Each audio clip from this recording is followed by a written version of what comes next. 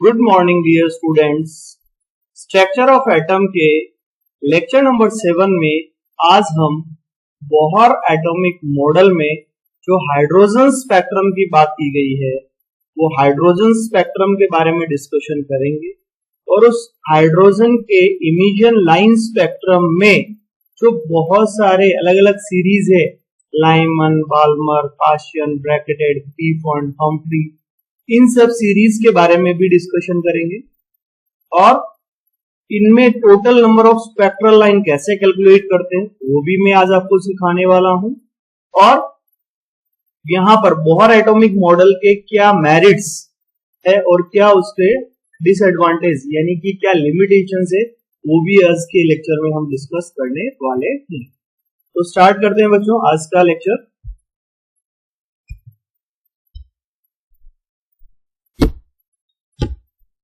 आज का हमारा फर्स्ट टॉपिक है explanation of line spectrum by Bohr theory. जो बोहर का थ्योरी है उसके हिसाब से जो हाइड्रोजन का इमिशन लाइन स्पेक्ट्रम आता है उसका एक्सप्लेनेशन है हमारा पहला topic. When energy is supplied to hydrogen gas, जब हाइड्रोजन गैस को एनर्जी सप्लाइड की जाती है, different hydrogen atoms will absorb energy and electrons are excited to higher energy orbit। अब देखिए यहां पर हमारे पास क्या है कि ये ग्राउंड स्टेट है और ये एक्साइटेड स्टेट है। ये आप देख लीजिए GS ग्राउंड स्टेट और दूसरा है आपको एक्साइटेड। मान लीजिए आपका जो हाइड्रोजन गैस है वो कहां पर है, यहाँ ग्राउंड स्टेट में। एक इलेक्ट्रॉन है हाइड्रोजन के अंदर, ये इलेक्ट्रॉन कहां है, ग्राउंड स्टेट में। अब ये क्या करेगा, जैसे ही आप इसको एनर्जी देंगे ना तो ये एनर्जी एब्जॉर्ब करेगा और ये ग्राउंड स्टेट से कहां चला जाएगा, एक्साइटेड स्टेट में, यानी हायर एनर्जी ऑर्बिट में चला जाता है। In higher energy orbit there are unstable and they return into the ground state by emitting radiation. देखो यहां एनर्जी एब्जॉर्ब करके वो कहां गया, ग्राउंड से एक्साइटेड स्टेट में गया, बट इस एक्साइटेड स्टेट में वो स्टेबल नहीं होता है, इसीलिए वो क्या करता है, again it return to the ground state. जब वो ग्राउंड स्टेट में वापस लौटता है तो जो एनर्जी एब्जॉर्ब किया था उसका इमिशन करेगा, तो वो इमिशन करता है उस एनर्जी का in the form of radiation. If the electron jump from the higher orbit to first orbit, अगर वो हायर ऑर्बिट से फर्स्ट ऑर्बिट में अगर जंप कर रहा है, the series of spectral line is known as Lyman series। अगर higher orbit से पहली ऑर्बिट में जंप करता है तो उसको हम बोलते हैं लाइमन सीरीज। ऐसे ही अगर जंप कर रहा है हायर ऑर्बिट से सेकंड ऑर्बिट में, कहां से कर रहा है, हायर ऑर्बिट से सेकंड ऑर्बिट में कर रहा है तो उसका नेम क्या होगा, बाल्मर सीरीज। ऐसे ही हायर ऑर्बिट से थर्ड ऑर्बिट में जंप कर रहा है इलेक्ट्रॉन तो उसको बोलेंगे पास्टियन सीरीज। आर ऑर्बिट से फोर्थ ऑर्बिट में जंप कर रहा है तो उसको बोलेंगे ब्रैकेटेड। या फिफ्थ ऑर्बिट में अगर जंप कर रहा है तो उसको बोलेंगे पीफॉन्ट। ऐसे ही 6 में करेगा तो उसका नेम होगा हम्फ्री सीरीज। तो ये लाइमन, बाल्मर, पास्टियन, ब्रैकेटेड, पीफॉन्ट, हम्फ्री, ये सारी सीरीज के नेम है कि इलेक्ट्रॉन जो हायर स्टेट है वहां से कौन से ऑर्बिट में आ रहा है। अगर फर्स्ट में आता है तो लाइमन, सेकंड में आता है तो बाल्मर, थर्ड में आता है तो पास्टियन, फोर्थ में आता है तो ब्रैकेटेड, फिफ्थ में आता है तो पीफॉन्ट, सिक्स में आता है तो Humphrey. Is it clear to anyone?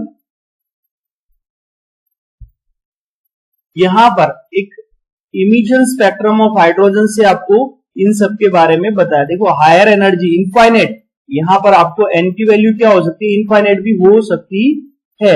Infinite से एन इनफाइनाइट से वो कहां पर आ रहा है, अगर n इक्वल टू 1 में आता है, n इक्वल टू 1 में आता है तो उसका नेम क्या होगा, Lyman series. n equal to 2 में आ रहा है तो उसका नेम क्या होगा, Balmer series. n equal to 3 में आ रहा है, n इक्वल टू 3 में आ रहा है तो उसका नेम क्या होगा, पास्टियन। n इक्वल टू 4 में आ रहा है अगर हायर से तो उसका नेम है ब्रैकेटेड। n इक्वल टू 5 में आ रहा है अगर ऊपर से तो उसका नाम है पीफॉन्ट। ऐसे ही 6 में आएगा तो हम्फ्री, जस्ट लाइक दैट। तो ये इमिशन स्पेक्ट्रम ऑफ हाइड्रोजन है ना, जिसमें आपको ये सारी स्पेक्ट्रल लाइंस के बारे में बताया गया है कि कौन लाइमन सीरीज में, कौन बाल्मर में, कौन पास्चन में, कौन ब्रैकेटेड में और कौन पी फंड में। क्लियर है बच्चों? Derivation of Rydberg equation from Bohr theory. देखो ये रिडबर्ग इक्वेशन ऑलरेडी हम डिस्कस कर चुके हैं, तो इसका जो डेरिवेशन है वो कैसे हो रहा है फ्रॉम द बोहर थ्योरी वो हम डिस्कस कर लेते हैं। If the electron undergo a transmission from higher energy orbit यानी कि E2 to lower energy यानी कि E1, then the energy of emitted photon is equal to the difference in energies of two orbits। इसके बराबर होगा the difference in energies of these two orbits, उनके बराबर होता है। ऑलरेडी हम ये डिस्कस कर चुके हैं, यहां पर बताया कैसे आ रहा है। डेल ई का मतलब क्या होता है बच्चों? E2 minus E1, higher energy minus lower energy. अब ये E2 का फॉर्मूला है, एनर्जी को माइनस में क्यों लिखते हैं वो आपको बता दिया, क्योंकि इनफाइनाइट पर जीरो होती है, तो जो जैसे जैसे पास आएंगे एनर्जी कम होता जाएगा, तो ये माइनस साइन यूज होगा। RH रिडबर्ग कांस्टेंट है 1/n2 का स्क्वायर, n2 का स्क्वायर मतलब जो हायर एनर्जी है ऑर्बिट वो है n2 है ना, n1 क्या है? Lower energy state, lower energy orbit जो है ना वो है आपका n1। तो दोनों को माइनस करेंगे तो ये फॉर्मूला आ जाएगा आपके पास, delta E equals to RH 1/n1 का स्क्वायर माइनस n2 का स्क्वायर। n1 का मतलब क्या है? इसको अपन लिख सकते हैं n इनिशियल है ना, और n2 का मतलब क्या है? n final. फाइनल मतलब हायर स्टेट है और n इनिशियल मतलब शुरुआत का स्टेट। तो कौन सा ऑर्बिट है उसके बेसिस पे आपको सिर्फ नंबरिंग यहाँ पे करना होता है। इस फॉर्मूले का बहुत सारा एप्लीकेशन हमने प्रीवियस क्लास में भी देखा, आज भी हम इसके ऊपर कुछ क्वेश्चन सॉल्व करने वाले हैं। ओके बच्चों, हो जाएगा, फॉर्मूला प्रिपेयर हो जाएगा आराम से। नेक्स्ट, अब देखिए, अब यही फॉर्मूला आपने E की जगह क्या लिख दिया? h new. हमें पता है E इक्वल्स टू क्या होता है बच्चों? एनर्जी। E इक्वल्स टू क्या होता है? h new.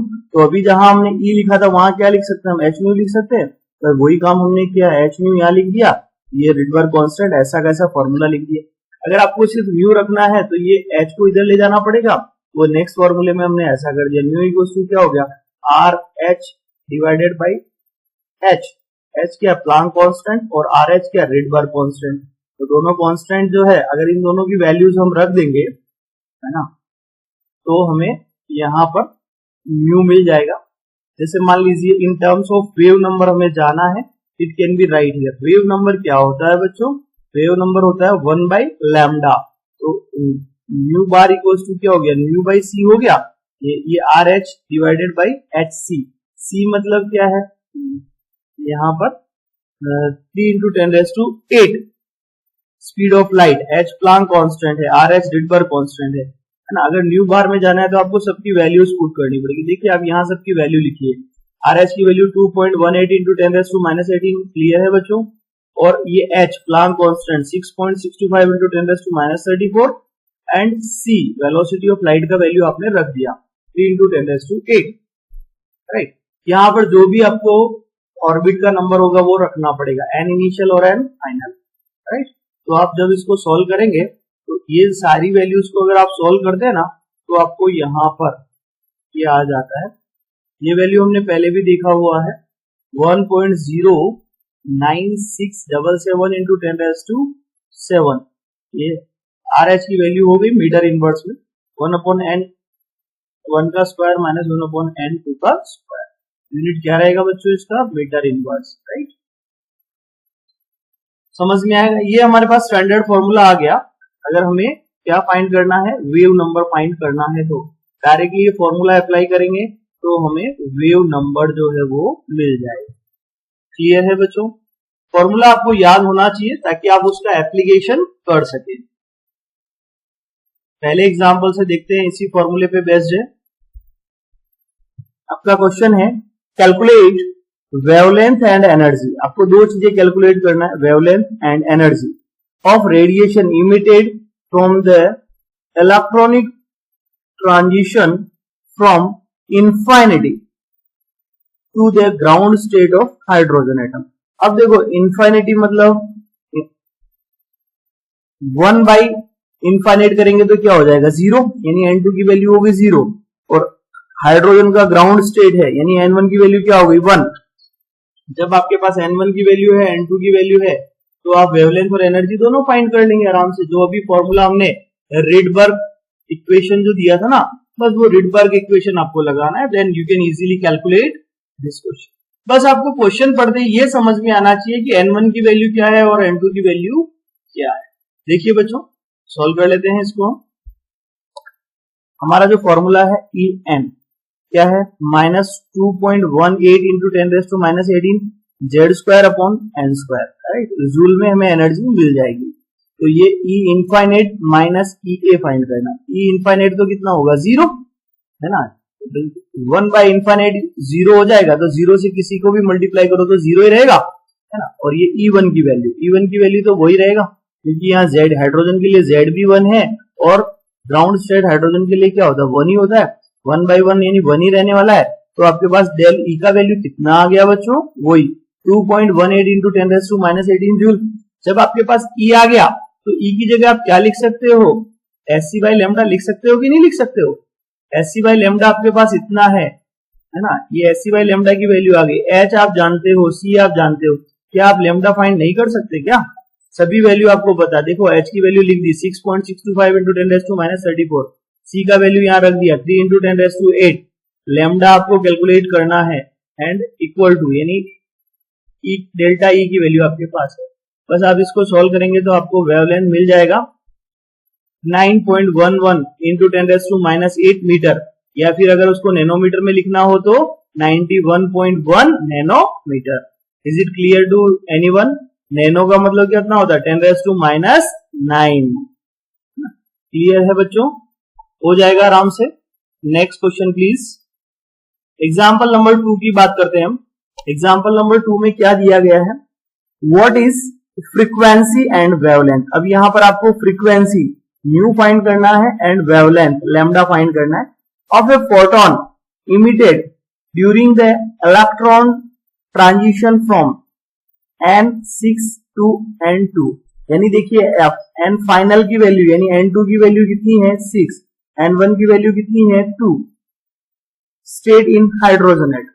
बस वो का वही फॉर्मूला, अभी जो रिडबर्ग कांस्टेंट का फॉर्मूला आपने यूज किया था ना, रिडबर्ग इक्वेशन, बस N1 और N2 की वैल्यू उसमें पुट कीजिए, आपको एनर्जी मिल जाएगा।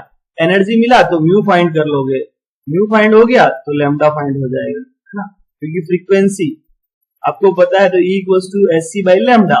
आप आराम से लैम्डा भी कैलकुलेट कर सकते हैं। देख लेते हैं इसमें कैसे आंसर आएगा इसका। देखिए बच्चों, अगेन वही formula En equals to -2.18 into 10⁻18 Z² upon N², है ना। तो यहां पर आपको डेल E डिफरेंस निकालना है, 6 - 2 करना पड़ेगा। ये 6 higher energy state, lower energy state, तो डेल निकालना है तो वही वैल्यू 1/2 का स्क्वायर माइनस 1/6 का स्क्वायर। 2 इंटू 2 कितना हो जाएगा 4, एंड 6 इंटू 6 यानी 36। तो बस आप एलसीएम लेंगे और यहां से आपको डेल ई मिल जाएगा। डेल ई कितना आ रहा है बच्चों, इसको सॉल्व करने के बाद 4.84 इंटू 10⁻⁻19 जूल। और आपको पता है डेल ई की जगह आप क्या लिख सकते हैं, SC बाई लैम्डा। ये आपको इसकी वैल्यू आ गई। इसमें H आपको पता है, C आपको पता है, क्या आप लैम्डा फाइंड कर सकते हैं इजीली। पिछले क्वेश्चन में हमने यही काम किया था, सारी वैल्यूज H की वैल्यू रख दी, C का वैल्यू रख दिया, तो आपने लैम्डा कैलकुलेट करना था। इजीली लैम्डा कैलकुलेट कर लिया आपने 410.6 नैनोमीटर। जब आपके पास लैम्डा आ गया तो आपको पता है म्यू इक्वल्स टू क्या होता है बच्चों, C बाई लैम्डा। आपको C भी पता है और आपको लैम्डा भी पता है। वेलोसिटी ऑफ लाइट पता है 3 इंटू 10⁻8, और लैम्डा की वैल्यू आपको यहां से मिल गई 4.106 इंटू 10⁻7।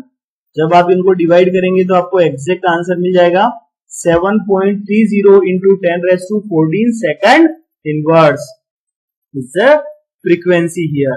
तो आपने वेवलेंथ और फ्रीक्वेंसी दोनों के दोनों ही कैलकुलेट कर लिए।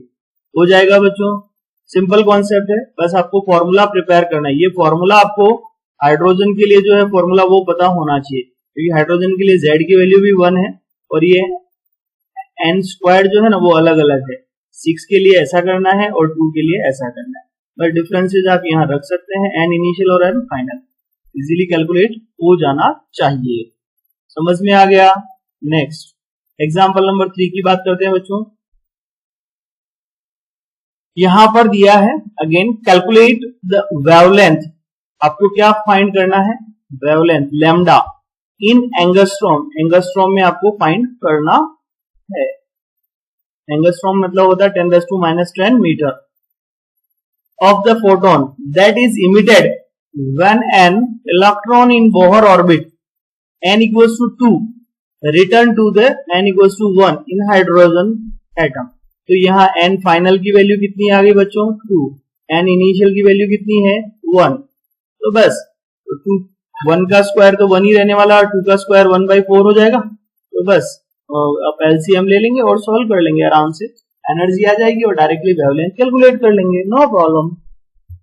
सेम फॉर्मूला हम अप्लाई करेंगे। देखिए बच्चों एक ही फॉर्मूले पे ये आपके पास तीसरा क्वेश्चन है ना। En -2.18 into 10⁻⁻18 Z square upon N square. तो यहाँ जेड की वैल्यू तो हाइड्रोजन के लिए 1 होगी। अब एन की वैल्यू अलग अलग है ना, ये E2 है ये E1 है। तो आपने वैल्यू पुट कर ली, एन इनिशियल का स्क्वायर और एन फाइनल का स्क्वायर। 1 का स्क्वायर करोगे तो भी 1 ही रहेगा, ये 2 का स्क्वायर यानी 4 हो गया। तो 1/1 माइनस 1/4 यानी क्या आ जाएगा? 3/4 आ जाएगा, है ना। तो माइनस माइनस जो है वो तो कैंसिल हो रहा है यहाँ पर। अच्छा आपको ये डेल ई मिल गया डायरेक्टली सोल्व करके 1.635 into 10⁻⁻18 joule. Okay and again we are applying this del E मतलब SC अपॉन लैम्डा। बस हमें लैम्डा फाइंड करना है। H की वैल्यू पता है, C की वैल्यू पता है और इक्वल टू पता है। बस आप इजीली यहाँ पर सारी वैल्यू रख के तो क्या फाइंड कर लेंगे? लैम्डा फाइंड कर लेंगे। लैम्डा कितना आ गया आपके पास? 1.125 इंटू 10⁻⁷ मीटर, है ना। ये इतना नैनोमीटर में आ गया। एंगस्ट्रॉम में ले जाना हो तो भी आप लेके जा सकते हैं। अगर आपको म्यू फाइंड करना है तो भी आप कर सकते हैं, C बाई दिस वैल्यू रख करके लैम्डा करेंगे तो आपको फ्रीक्वेंसी भी कैलकुलेट हो जाएगा। ओके बच्चों, ये आपको नैनोमीटर में आया है। एंगस्ट्रॉम में ले जाना हो तो कितना हो जाएगा? 1215 एंगस्ट्रॉम, है ना, क्योंकि एंगस्ट्रॉम में होता है 10⁻⁻10 जबकि नैनोमीटर में कितना होता है? 10⁻⁹। अगर इसी को एंगस्ट्रॉम में कन्वर्ट करना है तो 10 से मल्टीप्लाई कर दोगे तो 1215 angstrom is the absolutely correct answer of this example number 3। Clear है बच्चों? Next calculation of number of spectral line in hydrogen spectrum. कभी कभी इस टॉपिक के ऊपर भी क्वेश्चन प्रीवियस कंपटीशन एग्जाम में आया है कि जो हाइड्रोजन स्पेक्ट्रम है उसमें टोटल नंबर ऑफ लाइंस अगर कैलकुलेट करना है आपको तो how can we calculate the total number of lines in hydrogen spectrum. तो वो देख लेते हैं बच्चों। When the electron from a higher energy level n undergoes transition to the ground state, यानी कि वो हायर एनर्जी से कहां आ रहा है? ग्राउंड स्टेट में, n1 में आ रहा है। Then number of spectral line का फॉर्मूला होता है n-1 divided by 2। This is an important thing here. अगर वो हायर एनर्जी लेवल n से कहां आ रहा है? ग्राउंड स्टेट में, n इक्वल्स टू 1, तो उसके लिए हमारे पास फॉर्मूला है n-1/2। If the electron undergoes transition from higher energy level n2 to lower energy level n1, अगर n2 से n1 में आ रहा है तो total number of spectral line के लिए this formula is most important here. n2 minus n1 multiply n2 minus n1 plus 1 divided by 2। This is an important formula to calculate the spectral line. Easily आप calculate कर सकते हैं। n2 का मतलब होता है n फाइनल, जहां से आ रहा है। n1 मतलब जहां पर आ रहा है, ग्राउंड स्टेट, राइट। n2 मतलब एक्साइटेड स्टेट, n1 मतलब ग्राउंड स्टेट। इसके बेस कुछ क्वेश्चन करेंगे हम यहाँ पर। What is ionization energy of hydrogen atom. Hydrogen atom का जो आयनाइजेशन एनर्जी है वो क्या है वो देख लेते हैं हम। Ionization energy of hydrogen atom is the energy required to remove the electron from n1 equals to 1 orbit to n equals to infinite। तो यहाँ 1 by infinite जो होगा वो तो क्या हो जाएगा? 0, और किसी 1 में से 0 निकालेंगे तो कोई फर्क पड़ने वाला नहीं है।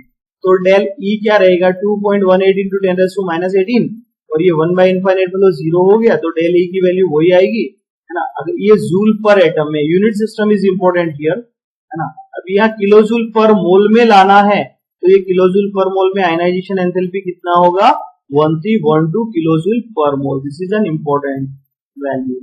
तो आप ये आयनाइजेशन एंथैल्पी ऑफ हाइड्रोजन कितना होता है, 1312 किलोजूल पर मोल, या जूल पर एटम में निकालना हो तो 2.18 इंटू 10⁻18 जूल पर एटम।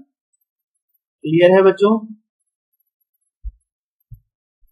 इसी के बेस्ट एग्जांपल है, calculate the maximum number of spectral line. आपको maximum number of spectral line calculate करना है when electron from N6 undergoes de excitation from the ground level N1 N equals to 1, यानी 6 से यानी N2 जो है आपका वो कितना है, 6 है, N1 कितना है, वो 1 है।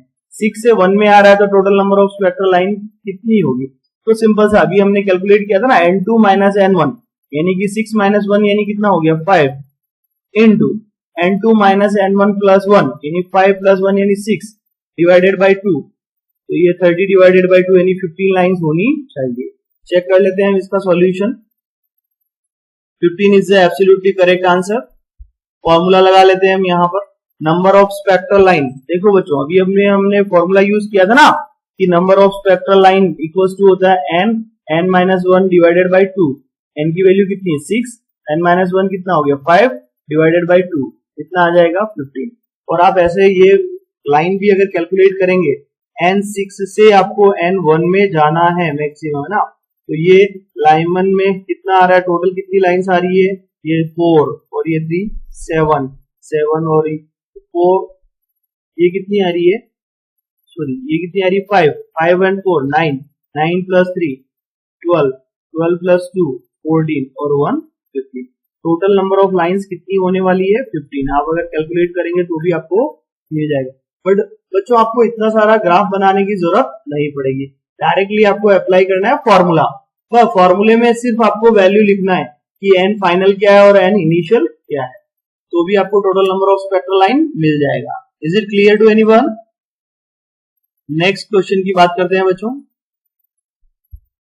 Calculate the number of spectral lines obtained in hydrogen spectrum when an electron from the higher level n equals to 8 undergoes transition to the lower energy level of n4।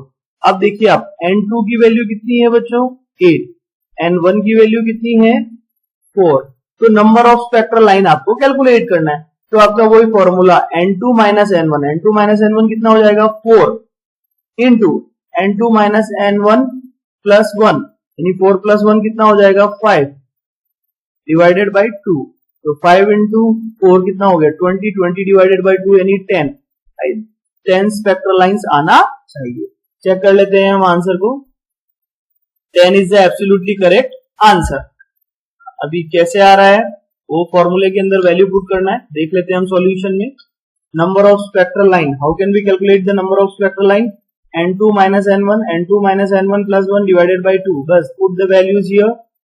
आ गया ये 10 is the spectral lines। Clear है बच्चों? अब next topic हमारा आता है merits of Bohr theory. Bohr theory के merits क्या है? देखो सबसे पहले तो बोहर है ना single electronic species just like hydrogen atom. Hydrogen atom को कंप्लीटली एक्सप्लेन कर पाया था वो, है ना, सिंगल इलेक्ट्रॉनिक स्पेसीज को ही एक्सप्लेन कर पाता है, मल्टीपल इलेक्ट्रॉनिक स्पेसीज को नहीं करता है। वो लिमिटेशन में हम देखेंगे। Bohr theory successfully explain the origin of line in hydrogen spectrum. Hydrogen spectrum की ओरिजिन लाइन को एक्सप्लेन कर पाया उसने। The value of Rydberg constant and frequency of spectral lines in hydrogen spectrum calculated Bohr theory are in agreement with experimental value. Experimental value जो है ना उसके साथ वो एग्री करता था। कौन? रिडबर्ग कांस्टेंट की value and frequency of spectral line की वैल्यूज। यानी कि जो बोहर थ्योरी थी वो हाइड्रोजन और हाइड्रोजन के जैसे सिंगल इलेक्ट्रॉनिक स्पेसीज को समझाने के लिए परफेक्ट था एकदम, है ना। उसने समझा दिया कि इलेक्ट्रॉन इन स्टेशनरी ऑर्बिट्स के अंदर रिवॉल्व करता है जिनका की एनर्जी कांस्टेंट होता है, और जब एक ऑर्बिट से दूसरी ऑर्बिट में जाना है तो एनर्जी को एब्जॉर्ब करना पड़ेगा। क्लियर है बच्चों? ऐसे ही कुछ लिमिटेशंस थी बोहर की। दिस और also a important topic here, the limitations of Bohr atomic model. जो नील्स बोहर का एटॉमिक मॉडल है उसके कुछ लिमिटेशंस है। वो लिमिटेशंस क्या है बच्चों? वो लिमिटेशन हम देख लेते हैं। Bohr theory fail to explain spectra of multi electron atoms. जो मल्टी इलेक्ट्रॉन एटम है, hydrogen is a single electronic species, but hydrogen के अलावा अगर कोई मल्टी इलेक्ट्रॉनिक स्पेसीज है तो उसको एक्सप्लेन नहीं कर पाया। This is the biggest limitation here. It could not explain the fine structure of lines in the spectra obtained using spectroscope with high resolving power. जब हाइड्रोजन के स्पेक्ट्रम पर high resolution power पर spectroscopy use किया गया तो एक line जो थी ना वो एक से ज्यादा लाइन में डिवाइड हो रही थी, है ना। जैसे एक लाइन थी और वो रिजोल्यूशन बढ़ाया जाए ना तो एक लाइन दो पार्ट में डिवाइड हो रही थी उसको बोलते थे हम डबलेट, 3 पार्ट में डिवाइड हो रही थी उसको बोलते हम ट्रिपलेट। तो ये डबलेट और ट्रिपलेट को नील्स बोहर एक्सप्लेन नहीं कर पाया। This is the second limitation here. Now the next limitation, it does not explain splitting up of spectral line in magnetic field which is known as Zeeman's effect and in electric field it is known as Stark effect।